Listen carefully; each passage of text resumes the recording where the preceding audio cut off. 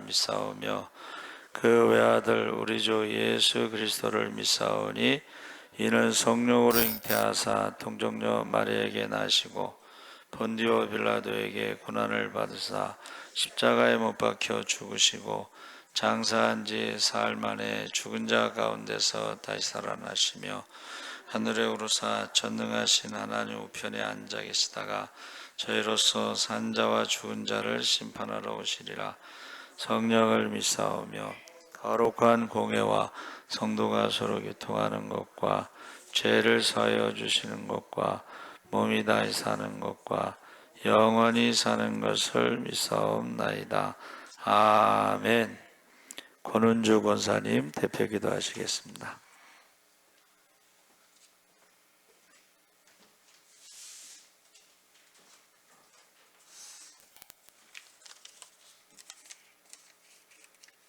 지금도 살아계셔서 역사하시고 저희들의 삶을 주관하시는 하나님 아버지 감사합니다. 지난 3일 동안도 주의 은혜 가운데 보하여 주시고 이 시간 은혜의 자리로 인도하여 주셔서 하나님의 전에 나와 찬양과 기도의 말씀으로 예배를 드리게 하심을 감사드립니다. 이 시간 먼저 저희의 죄악된 모습을 회개합니다.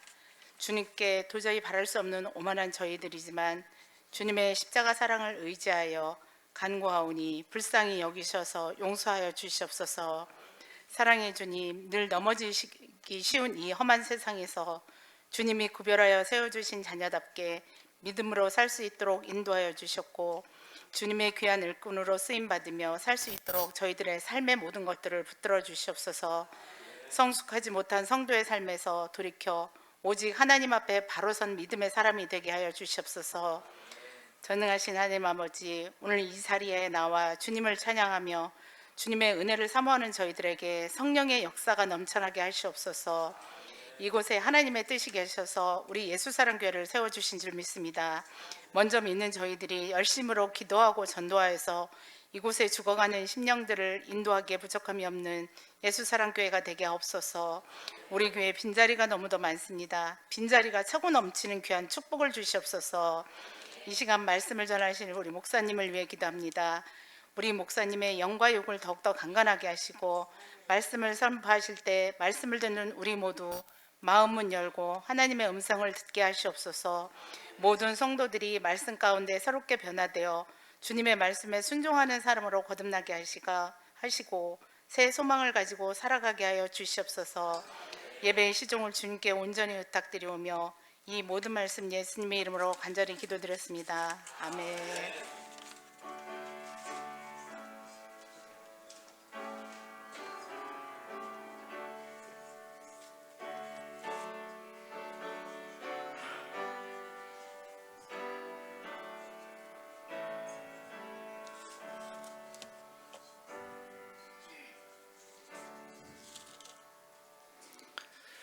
하나님 말씀은 사도행전 10장 1절에서 6절까지 교독하겠습니다. 203쪽에 있습니다.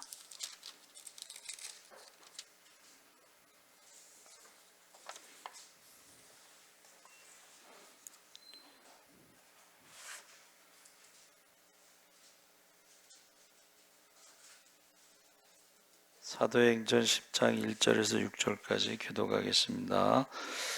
가이사랴에 고넬료라 하는 사람이 있으니 이달리아 부데라 하는 군대의 백부장이라.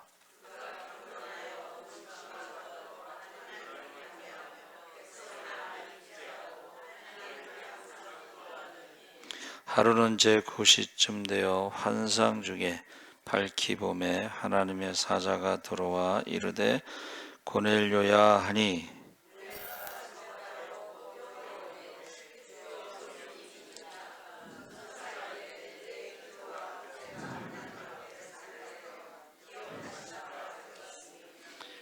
내가 지금 사람들을 요파에 보내어 베드로라 하는 시몬을 청하라.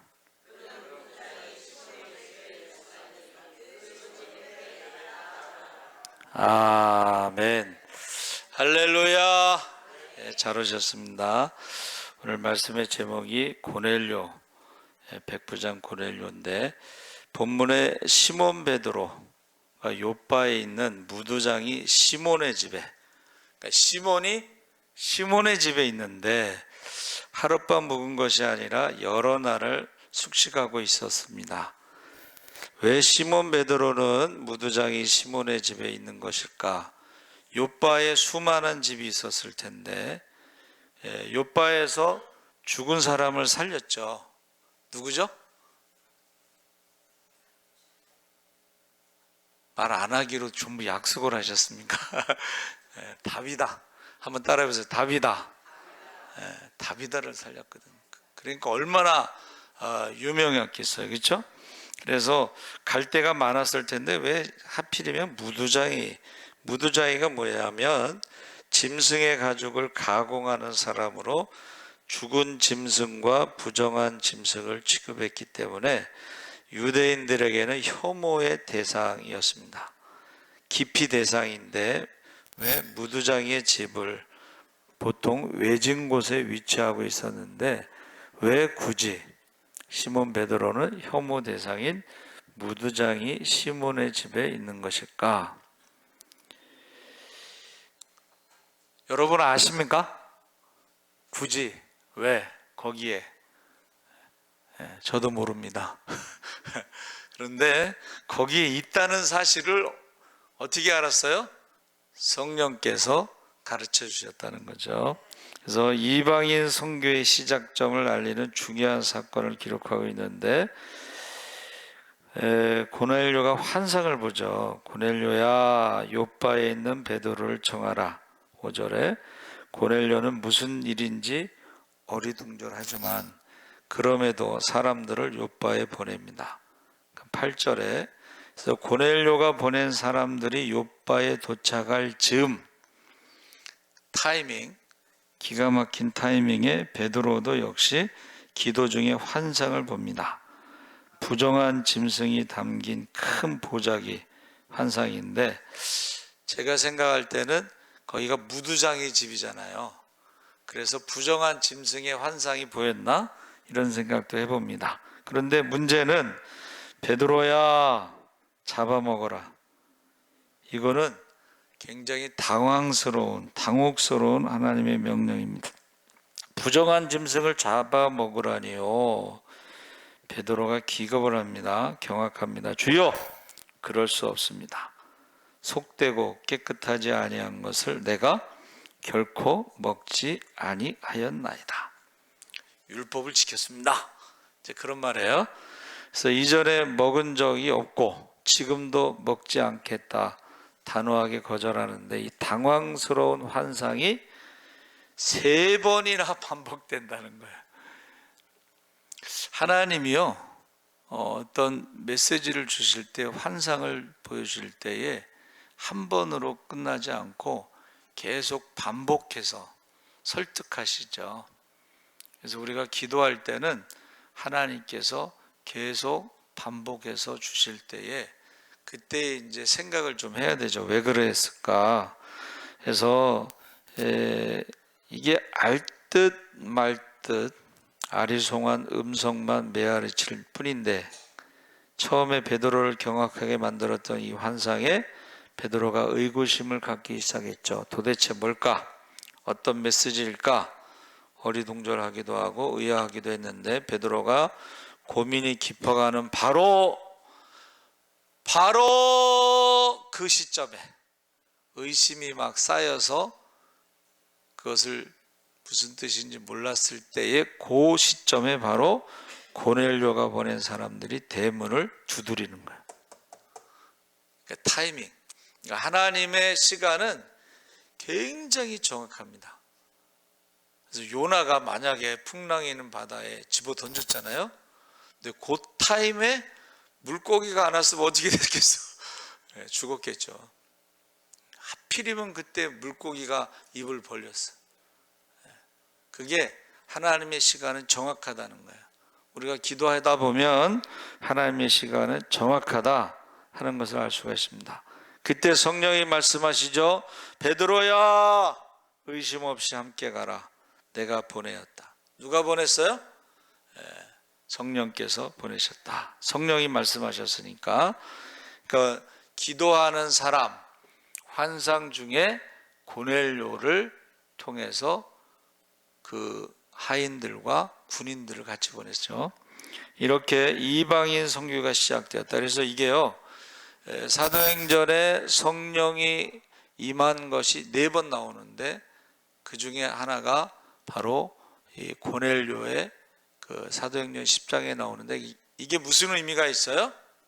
이방인 중에 최초로 성령이 임한 사건이에요. 굉장히 중요한 사건입니다. 이것은 뭐냐 하면 유대인들의 선민 사상을 뛰어넘는 거예요.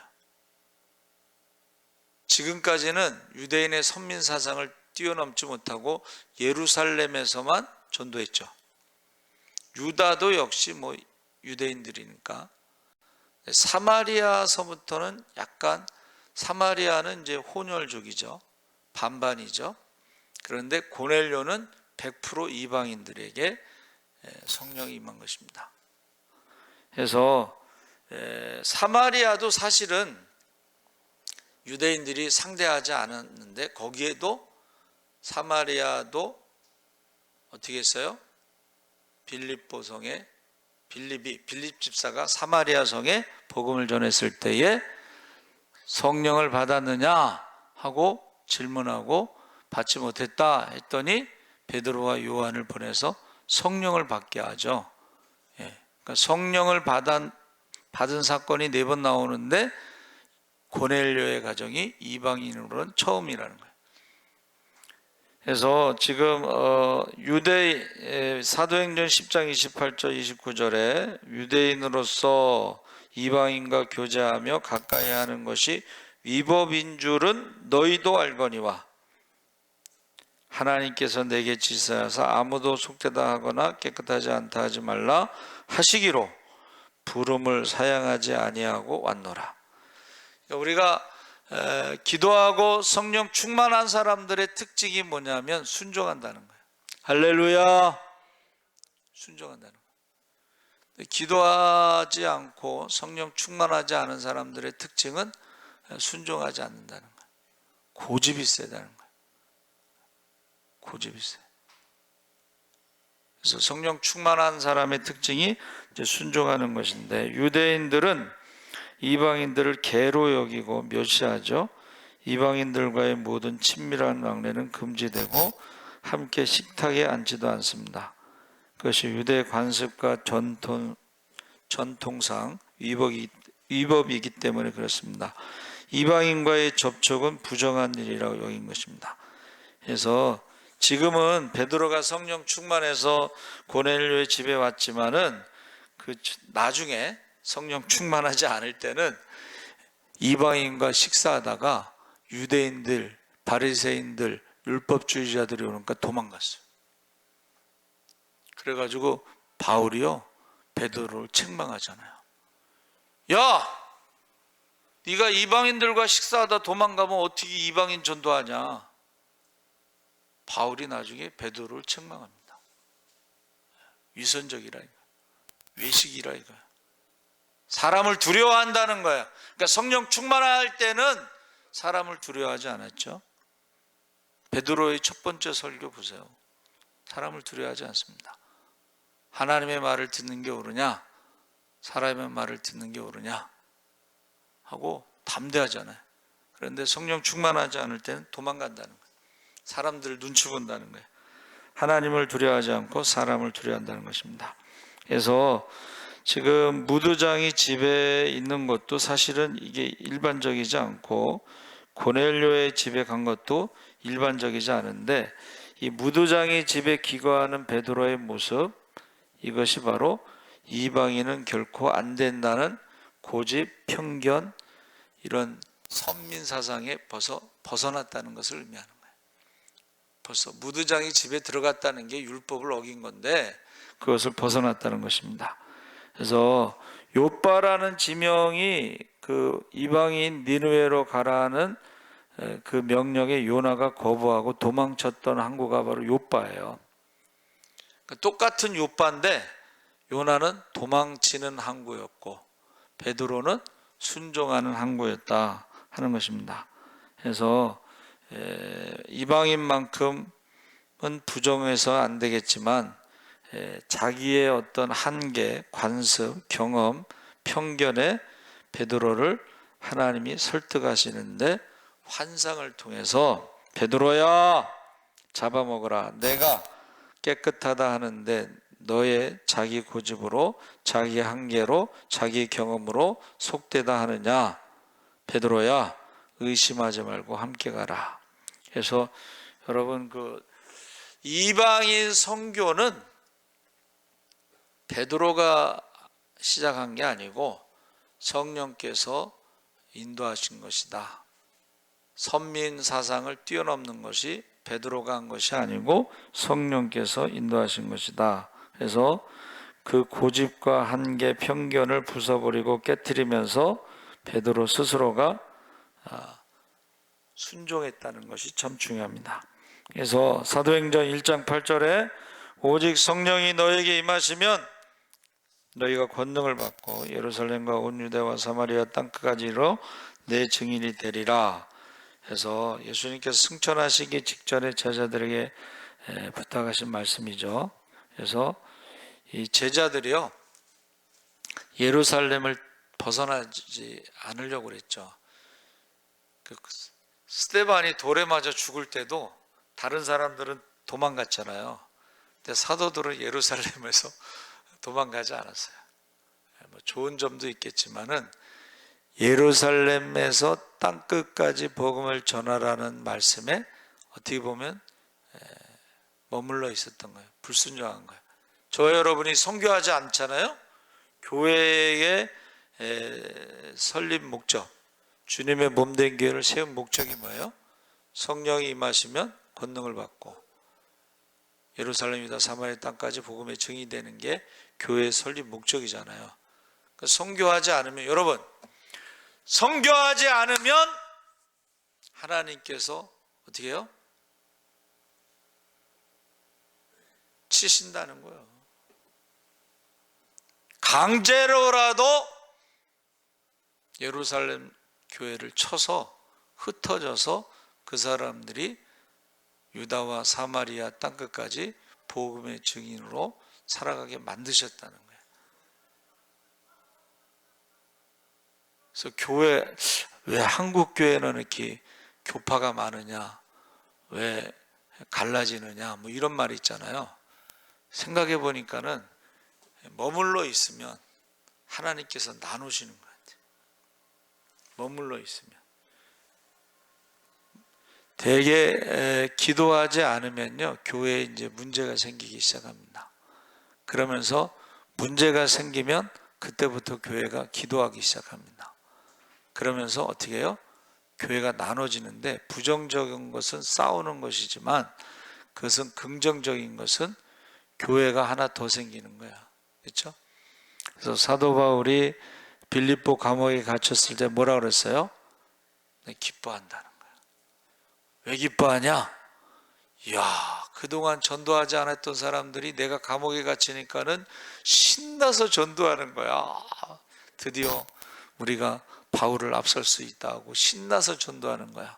근데 내가 기뻐하는 것은 감옥에 오니까 여기도 전도 대상자가 너무 많아. 여기는 100%야. 왜? 100% 자기들이 죄인이라고 고백하잖아요. 그렇죠? 거기는 황금어장이에요. 거기는 독점이야. 경쟁할 필요도 없어. 눈만 뜨면 다 죄인들인데 뭐. 여러분, 저와 여러분이요 순종하지 않으면 하나님께서 치실 때가 있다는 거예요. 그러니까 우리가 순종하는 게 좋습니다. 할렐루야. 꼭 한 대 맞고서 순종하는 것보다 맞기 전에 순종하는 게 좋아요. 그렇죠? 우리가 꼭 한 대 맞고 기도하는 것보다 그냥 맞기 전에 기도하는 게 좋습니다. 할렐루야. 그래서 예루살렘을 벗어나지 않으려고 했을 때에 이제 스데반의 순교가 있었고 박해가 있었고 그들이 흩어지죠. 근데 보세요. 지금 박해 가운데 도망가면서도 전도를 했다는 거예요. 할렐루야. 고난 가운데서도 전도를 했다는 거예요. 그래서 유대인들이 그 히틀러가 이제 감옥에 가뒀을 때 어떻게 해요? 감옥 안에서도 11조. 주먹밥. 10명이서 11조 하면 어떻게 돼요? 주먹밥이 하나 더 생기잖아요. 그럼 거기에 아픈 사람을 먹여요. 아픈 사람을 주먹밥 하나를 먹이면 병이 낫는 거예요. 그러니까 여러분 아프실 때 잘 먹어야 돼.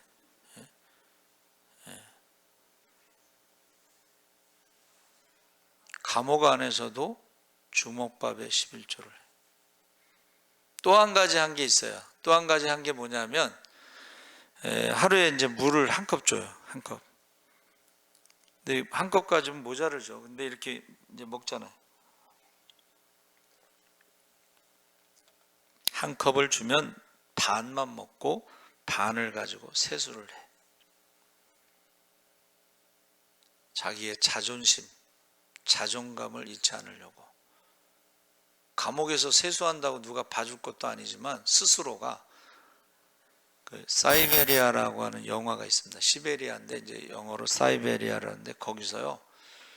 감옥에서 동물처럼 짐승처럼 취급하지만 한 사람이요. 시편 23편을 암송해. 여호와는 나의 목자시니 내게 부족함이 없으리로다. 그런데요. 그가 말씀을 암송하고서 외치는 말이 있어요. I am human being. 그게 뭐냐면 나는 인간이야. 난 동물이 아니야. 나는 사람이야. 그 자존감을 잃지 않기 위해서 반은 물을 마시고 반은 세수를 한다는 거예요. 우리의 믿음도 마찬가지예요. 우리의 믿음도 자존감을 지키기 위해서는 우리가 24시간 365일 무엇을 먹을까 마실까 염려하면서 살면 안 되고 믿음의 자존감을 세우기 위해서 기도의 시간이 필요하다는 거예요. 할렐루야. 예배의 시간이 필요한 거예요. 할렐루야. 말씀의 시간이 필요한 거예요. 할렐루야. 믿음의 자존심을 세우기 위해서, 자존감을 세우기 위해서. 제가 오늘 아침에 이제 그 수자인 아파트에 제가 거기다 이제 차를 세워놓고 여기 교회 오는데 이현주 집사를 만났어요. 그런데 굉장히 이쁜 거야. 그래서 왜 이렇게 이뻐졌지? 이제 그랬는데 가만히 생각해 보니까 주일날은 화장을 안 하고 오는데 오늘 아침에는 출근길이니까 화장을 한 것 같아. 근데 원래 화장 안 해도 이뻐요. 원래 화장 안 해도 이뻐. 주일날 예배 드릴 때 예배 드리는 사람은 다 이뻐. 예수 믿는 사람은 다 이뻐. 그런데 오늘 아침에는 화장까지 하니까 더 이뻐. 이제 주일날 아침마다 제가 CBS 라디오를 들으면서 이번 부활주일날 그 내용이 뭐냐면 한국교회의 부활절 연합예배가 회복됐습니다. 나 그 소식을 들으면서 너무 좋았어. 여러분들 들어보셨죠? 명성교회에서 기독교 연합에서 부활절 감사예배드리는데 그 대통령도 오고 그 정치인들이 많이 왔더라고. 부활절 연합예배 거기에 온 건지 아니면 청와대에서도 부활절 감사예배를 드렸다고 하는데 거기에 온 건지 정확하지는 않지만 여러분 한국교회가 부활절 연합예배가 회복됐어요. 할렐루야. 그래서 우리가요 이 선교의 중요성 그 아주 중요한 시점에 베드로의 순종이 있었고 고넬료의 순종이 있었다는 것을 우리가 알고 있습니다. 그리고 그게요 기록이 됐다는 거예요. 기록이 돼서 지금 2000년이 됐는데도 역시 고넬료에 대해서 사람들이 알고 있다는 거예요. 그래서 그가 환상 중에 뭐라 그랬어요? 고넬료에게 내 기도와 구제가 하나님께 상달되었느니라. 하나님께 상달되는 기도가 있어요. 하나님께 상달되는 구제가 있는데 그게 뭐예요? 한번 따라해 보세요. 은밀히 보시는 하나님 앞에 기도하는 게 상달되고, 은밀히 보시는 하나님 앞에 오른손이 하는 일을 왼손이 모르게 하는 게 구제가 상달되고. 그러니까 지금 우리는 골방의 기도, 은밀히 보시는 하나님이 보시는 기도가 회복되시기 바랍니다. 제가 여러분들이 언제 기도하는지 어떻게 알겠어요? 그런데 한번 따라해 보세요. 하나님은 아시느니라. 하나님은 아셔요.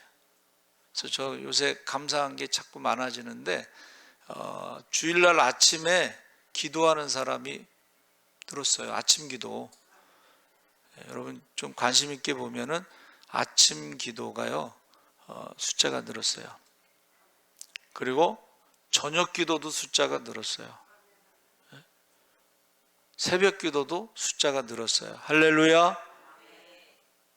새벽에 뭐 사람들이 우리 교회 새벽 기도 몇 명 하는지 알겠어요? 저녁에 몇 명 하는지 알겠어요? 주일날 아침에 누가 기도하는지 알겠어요? 모르잖아요. 그렇죠? 그러나 은밀히 보시는 하나님께서는 아시는 줄 믿습니다. 그래서 하나님께서 이 역사적인 순간에 고넬료를 사용하셨다 하는 것입니다. 그래서 고넬료라는 말은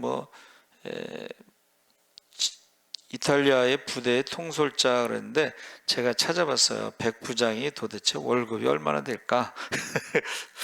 네, 우리 우진이 때문에 이제 가끔 물어봤어요. 군인들 월급이 얼마 되냐? 근데 제가 검색해 보니까 백부장이 대위 정도 되는데 월급이 4,500만 원에서 5천만 원 정도 된대요.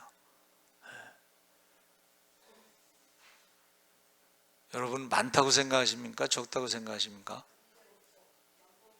연봉이죠, 연봉. 그럼 많다고 생각하세요?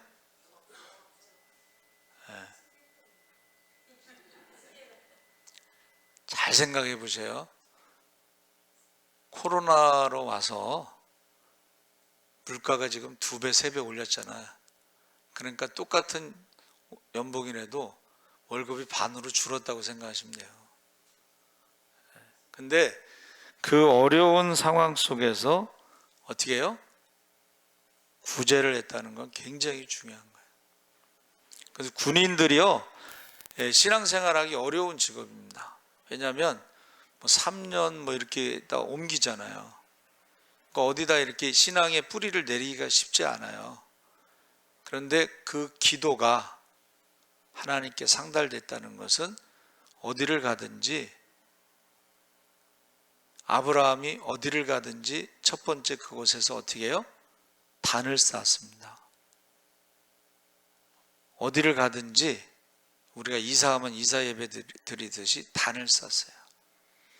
저 감사한 거는 이제 우리 우진이가 이제 갑자기 선생님 한다고 지금 공주 4대 수학과 갔는데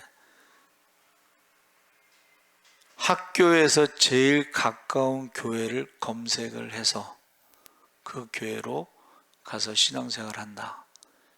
교회부터 알아봤다는 거야.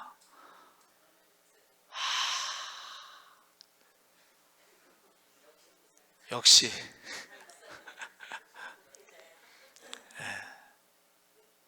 난 그게 너무 감사하더라고. 여러분 어디를 가든지 기도 장소를 먼저 정하시기 바랍니다. 기도 장소. 내가 기도할 때가 어디냐? 내가 예배 드릴 때가 어디냐? 고넬료가 이탈리아 군대니까 돌아다니면서 그가 신앙생활을 하는데 어디를 가든지 기도가 상달되었다는 거예요. 어디를 가든지 구제가 상달되었다는 거예요. 저와 여러분이 하루를 신앙생활을 하더라도 하나님께 기도가 상달되기 바랍니다. 오래 사는 게 중요한 게 아니라 하루를 살아도 하나님이 받으시는 기도, 응답하시는 기도, 축복하시는 기도. 그래서 여러분들이 고넬료에 대해서 그에게 설명할 때 그의 기도와 구제가 상달되었다. 그리고 이방인 교회 중에 가정 중에 최초로 성령 받았다. 근데 그 내용을 제가 이제 이렇게 보니까는 온 가족이 예수를 믿고 온 가족이 성령을 받았다고 성경에 그렇게 기록되어 있습니다. 그래서 여러분도 이 시간 주여 3번 부르짖고 온 가정이 다 성령을 받고 온 가정이 다 예수를 믿도록 우리 주여 3번 부르짖고 기도하겠습니다. 주여 주여 주여. 할렐루야. 살아계신 아버지 하나님, 하나님께서 함께 하시옵소서. 고넬료에 대해서 설명할 때 그의 기도와 구제가 하나님께 상달되었다고 했습니다. 최초로 이방인에게 성령이 임했다고 했습니다. 온 가족이 다 예수 믿고 성령을 받았다고 했습니다. 아버지 하나님, 우리의 가정이 온 가족이 다 예수 믿게 하여 주시고 온 가족이 다 성령 받게 하시고 우리가 어디를 가든지 무엇을 하든지 예배가 우선이 되게 하시고 기도가 아버지 하나님 우선이 되게 하시고 구제가 우선이 돼서 우리가 이웃을 사랑할 때 누군가 사랑을 하셨사오니 말과 혀로만 사랑하는 것이 아니라 행과 진실함으로 사랑하게 하시고 은밀히 보시는 하나님께서 우리의 기도를 들어주시고 은밀히 보시는 하나님께서 우리의 구제를 받으시고 이웃 사랑을 받아주시고 하나님께서 아버지 하나님이여 그의 이름을 아버지 하나님 나라의 생명책에 기록하여 주시고 아버지 하나님 하나님 말씀 성경에 기록하여 주시고 아버지 하나님